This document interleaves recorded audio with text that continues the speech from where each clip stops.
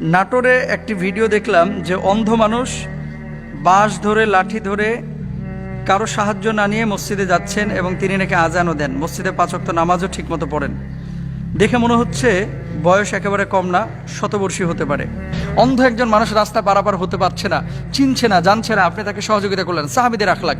তো নাটোরের যে মুরব্বী এই যে অন্ধ হওয়ার পরেও মুয়াজ্জিন বা মসজিদের মধ্যে যাচ্ছে, মূলত সাহাবী রিদওয়ানুল্লাহি আনহুম আজমাইন এখানে নেই, কিন্তু তাদের চারিত্রিক মাধুর্যতা এই বর্তমান জামানায় অনেকের মধ্যে কিন্তু আমরা দেখতে পাই।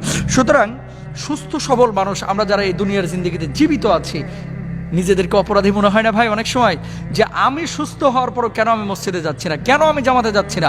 আপনি ঘরে নামাজ পড়লে আপনি যে পরিমাণ সওয়াব পাবেন এর চাইতে 27 গুণ সওয়াব আল্লাহ সুবহানাহু ওয়া তাআলা জামাতে নামাজ পড়ার কারণে আপনার আমলনামায় দিবেন। আশহাদু আল্লা মুহাম্মাদার রাসূলুল্লাহ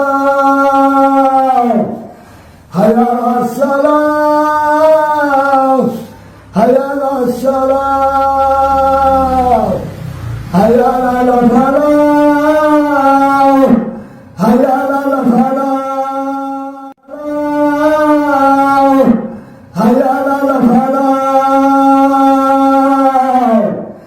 আল্লাহু আকবার আল্লাহু আকবার লা ইলাহা ইল্লাল্লাহ। বৃদ্ধ 115 বছর বয়সী একজন বৃদ্ধ, যে অন্ধ একজন বৃদ্ধ, তিনি কিন্তু রশি ধরে ধরে মসজিদে যায় এবং 5 ওয়াক্ত নামাজ আদায় করে এবং তিনি কিন্তু নিজেই আজান দেয় এবং তিনি নিজেই ইমামতিও করে এবং সেই মসজিদের মালিকও কিন্তু তিনি নিজেই, কারণ তিনি নিজেই মসজিদটি নিজ অর্থায়নে এবং নিজের জায়গাতেই সেই মসজিদটি করে দিয়েছিল সেই মহান ব্যক্তিটি। তার সাথে আজকে আমরা সরাসরি কথা বলার সুযোগ হয়েছে, আমরা সরাসরি তার সাথে একটু কথা বলি। আসসালামু আলাইকুম। ওয়ালাইকুম আসসালাম। চাচা কেমন আছেন আপনি? আলহামদুলিল্লাহ, আল্লাহ ভালো রাখছে। আপনার কেমন আছেন? জি আলহামদুলিল্লাহ ভালো আছি। আপনার নাম কি? মোহাম্মদ আব্দুর রহমান মোল্লা। আব্দুর রহমান মোল্লা। আপনার বয়স কত হয়েছে? বয়স 115। 115 বছর। জি। আচ্ছা, আপনি 115 বছরে আপনার এই যে চোখের যে দৃষ্টিশক্তি হারিয়ে ফেলেছেন, এটা কতদিন যাবত হারিয়েছেন বা কিভাবে হারালেন? 18-19 বছর হলো।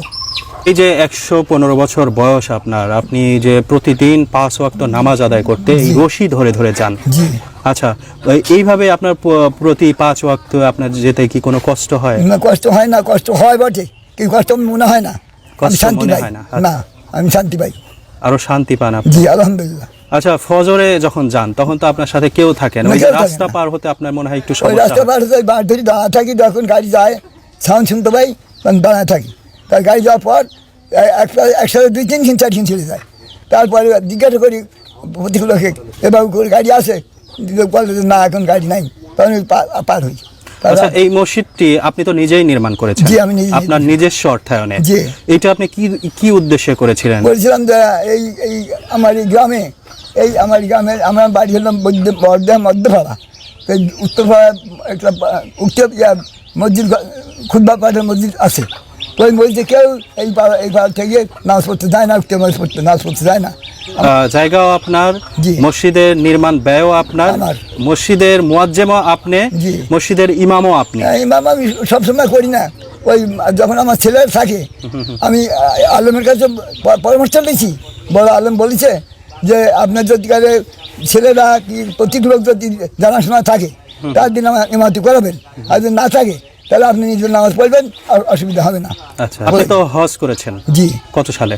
11 সালে, 2011 সালে। আর আপনার এই যে 115 বছরের জীবদ্দশায় এখন শেষ জীবনে প্রায় চলে এসেছেন, আপনার শেষ জীবনে আপনার ইচ্ছাটা কি, যে কি করে আপনার আত্মতৃপ্তি হবে? আমার আর ইচ্ছা কোনো বড় লোক হওয়ার কোনো টাকা পয়সা চাই না। আমি চাই ইমান যাতে আমি মৃত্যুবরণ করতে পারি, আমার ছেলের জন্য হেদায়েত হয়, নামাজিও হয়, আমি আর মৃত্যুবরণ নবী রাসূলের জন্য দোয়া করতে পারে, আমাদের জন্য দোয়া করতে পারে, এই আমি চাই। আলহামদুলিল্লাহ।